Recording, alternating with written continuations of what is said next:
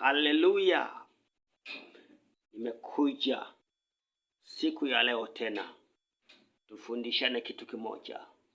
Acha mtazamo jinga. Acha mtazamo jinga. Mtazamo huu haufai. Mtazamo huu haufai. Narudia, acha mtazamo jinga katika maisha yako. Mtazamo jinga ni huu hapa.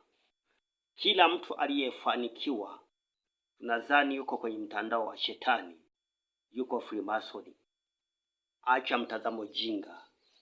Acha mtazamo jinga wa kudai kila mtu aliyefanikiwa yuko Freemason.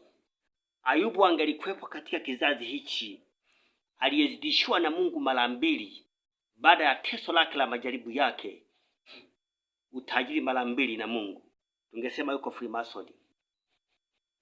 Sulemani angelikwepo kwenye kizazi hichi cha sasa, ambaye alitajirika na mali yake ilikuwa mengi. Kama angelikwepo kwenye kizazi cha sasa, tungezani yuko Freemason. Acha mtazamo jinga. Acha mtazamo jinga. Acha mtazamo usiofaa katika maisha yako. Nataka nizungumze na watu waliofanikiwa na wale ambao hawajafanikiwa. Watu ambao bado hatujafanikiwa. Tuna mtazamo jinga unaosema kwamba kila mtu ambaye amefanikiwa lazima atakuwa kwenye mtandao wa Freemason. Lazima atakuwa kwenye mtandao wa Freemason. Tunafika mahali shetani tumemuinua juu kiwango ambacho amekuwa kwenye ufahamu wetu kuliko hata Mungu. Kuliko hata Mungu. Kuliko hata Mungu. Tumeona yanaweza kila kitu kufanya kwa watu. Acha mtazamo jinga. Na watu ambao wamefanikiwa nao wamefika mahali kila mtu aliye masikini ambaye hajafanikiwa wanadhani na mizimu ya ukoo na vifungo vya ukoo. Mtazamo huu haufai kabisa. Unachotakiwa ni kutoa maarifa sasa ya kipekee ambayo umefanikiwaje wewe, ambao umefanikiwa kwa njia ya Mungu wa kweli, ili wao walio na akili wapate kuyateka hayo maarifa na kuyachukua. Nimesema wale ambao hawajafanikiwa wana mitazamo ambayo tumefika mahali tumemkuza shetani, na wale ambao waliofanikiwa nao tumefika mahali tumeainua sana mapepo na mizimu, kiasi ambacho inawezekana mimi sijafanikiwa kwa sababu bado sijapata maarifa sahihi ambao uliyatumia kwa Mungu nikafanikiwa. Tuacheni mitazamo ya namna hiyo.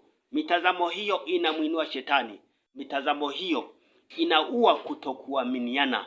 Inafika mahali hata wachungaji, inawezekana kesho utafanikiwa hata wewe. Ukifanikiwa wewe tukakuinukia tukasema uko Freemason. Maana yake ni nini?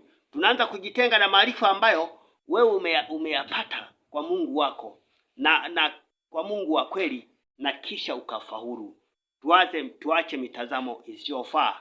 Hawa nao waliofanikiwa, muache kuwadharau ambao hawajafanikiwa, kwa sababu inawezekana bado wapo katika safari yao ya kwenda kuzidishiwa.